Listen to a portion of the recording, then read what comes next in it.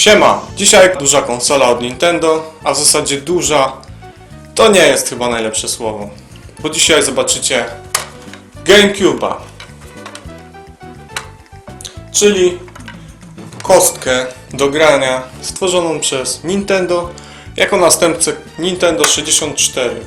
Przyjrzyjmy się jej nieco bliżej. W zasadzie zacznijmy od tego, czemu powiedziałem, że ta konsola nie jest duża. Bowiem ma ona tylko 15 cm, tam na 12, na 11, więc nie są to jakieś gabaryty, do jakich przyzwyczaiły nas duże konsole. Zresztą porównajcie ją z Game Boyem Advance. Game Boy Advance ma taką samą szerokość jak GameCube. Więc sami chyba widzicie, że ta konsola faktycznie jest malutka. Po bokach ma wentylatorki, za którymi są wiatraczki, które odprowadzają nadmiar ciepła. Z tyłu jest wejście na kabel AV. Taka typowa wtyczka dla Nintendo. I wejście na zasilacz, taka maleńka wtyczka. A zasilacz jest taki, Nintendo GameCube, trochę jak od PlayStation 2, też zewnętrzny. Taka wtyczka, nic nadzwyczajnego. Wracajmy do konsoli, więc z tyłu są te dwa wejścia, poza tym jest jeszcze rączka, za którą można przenosić wygodnie konsolę.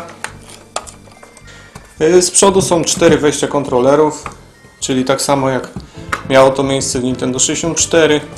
No i są 2 wejścia na kartę pamięci, slot A i slot B. Od spodu jest tabliczka znamionowa, a oprócz niej również sporo różnych klapeczek. High Speed Port to klapka zakrywająca tutaj gniazdo. Jest jeszcze Serial Port 1. W zasadzie to są 2 klapki i jedna wtyczka. I jak widać, jest tu sporo miejsca i śmieję się, że gdybym miał tą konsolę, kiedy chodziłem do gimnazjum, to już wiem, gdzie mógłbym sobie przechowywać papierosy, a nawet zapałki. Ale niestety wtedy tej konsoli nie miałem, bo była wtedy nowością i była bardzo droga, a teraz jestem już za stary na takie zabawy. Więc cóż, ale polecam gimnazjalistom. Z przodu jest klapeczka na płyty. W końcu Nintendo zaczęło wypuszczać konsolę na płyty. Jest przycisk Reset, przycisk Power schowany na górze. Wcześniej myślałem, że to jest Power, ale jednak nie. Power jest tutaj. I przycisk Open do podnoszenia klapki. Na górze klapki są ostrzeżenia. No i sam napęd wygląda typowo. Bolec na płytki i soczewka lasera. Wszystko byłoby piękne, gdyby nie fakt, że nie obsługuje to typowych płyt. Bowiem płyty z grami od GameCube'a są bardzo maleńkie. Ale o tym powiem za chwilę, bo omówmy jeszcze, jakie gadżety są do tej konsoli. Więc karty pamięci. Oryginalne karty pamięci są malutkie. Ja niestety oryginalnych nie posiadam. Posiadam karty takie nieco większe, Big Bena, które dość sporo wystają z konsoli. Takie oryginalne karty wystają tylko o ciupinkę. Typowy pad od GameCube'a wygląda tak jak na załączonym obrazku. Dlaczego pokazuję Wam obrazek? No niestety tak się składa, że nie posiadam oryginalnych memorek i również nie posiadam oryginalnego pada. Posiadam pada jakiejś innej firmy, zamiennik, który jednak jest bardzo podobny do oryginalnego. I tak samo jak w padzie oryginalnym. Jest górna gałka do sterowania postacią, dolna, która na ogół służy do rozglądania się, jest krzyżaczek, który rzadko kiedy jest używany, przyciski Y, X, A, B i tu przycisk Start. Tych 2 przycisków nie ma w oryginalnym padzie. Na górze są triggery, 2 bardzo głęboko trzeba je wciskać i przycisk jest tutaj L I tu również nie ma obydwu przycisków, no w oryginalnym padzie jest tylko z jednej strony. Pod spodem nie ma nic, w oryginalnym padzie natomiast pod spodem jest tylko logo Nintendo. No i tutaj pod tym garbem jest moduł wibracyjny, pad potrafi wibrować naprawdę mocno. Ogólnie w użyciu jest on bardzo wygodny.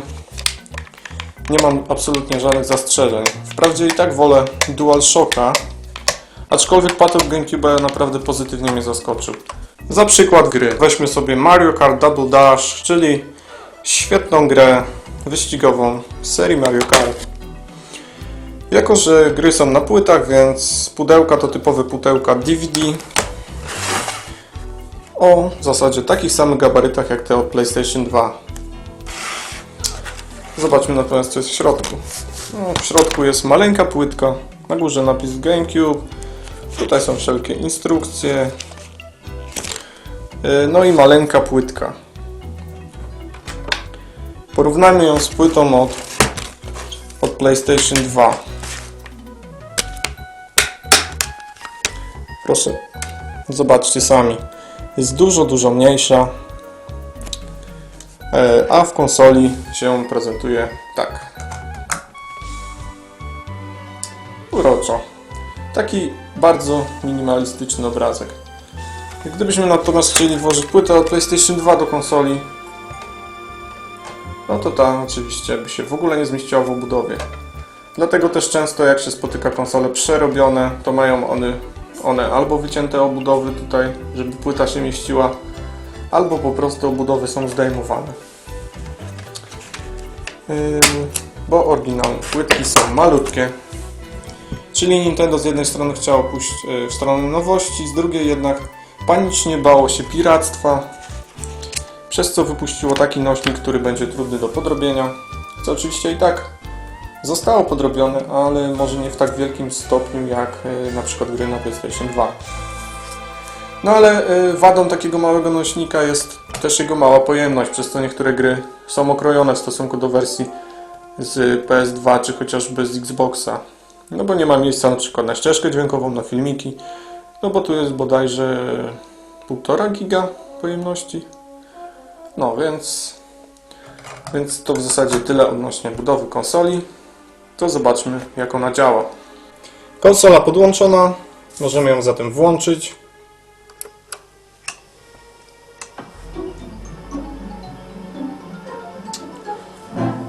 I tutaj nam się pojawia takie logo Nintendo GameCube, które przeistacza się w kostkę, gdzie mamy różne opcje. Sterujemy gałką na kontrolerze. W lewo opcje dźwięku, pozycja ekranu, język. Oczywiście nie ma ich za dużo, to tylko konsola. Na dół karty pamięci. Sobie możemy tutaj posegregować nasze save'y z różnych gier. Dalej. W prawo kalendarz, w górę gameplay, no disk. Gdyby była płytka włożona, to za wciśnięciem przycisku moglibyśmy odpalić grę. Choć oczywiście kiedy płyta jest włożona, to gra się odpala automatycznie, bez wchodzenia do menu. Ale gier nie będę Wam dzisiaj pokazywał. Podsumowując, co prawda nie pokazałem dzisiaj gier, no bo nie ma na to czasu, pokażę je w następnym odcinku. Ale mogę Wam już powiedzieć, że GameCube to dobra konsola z dobrymi grami. Naprawdę warta zakupu, nawet dzisiaj. Ukazało się na nią dużo dobrych tytułów, co zresztą pokażę Wam w kolejnym odcinku. I jest to konsola mocniejsza technicznie niż PlayStation 2, o czym zapomniałem wspomnieć. I na przykład niektóre gry, które na PS2 potrafiły chrupać, tak tutaj są odtwarzane płynnie, co zresztą również zobaczycie. Ale podsumowanie mogę walnąć już dzisiaj, pewnie w następnym odcinku też je Wam przekażę, że GameCube to bardzo dobra konsola z bardzo dobrymi grami i naprawdę warta polecenia. Więc do zobaczenia w kolejnym odcinku. Trzymajcie się, cześć!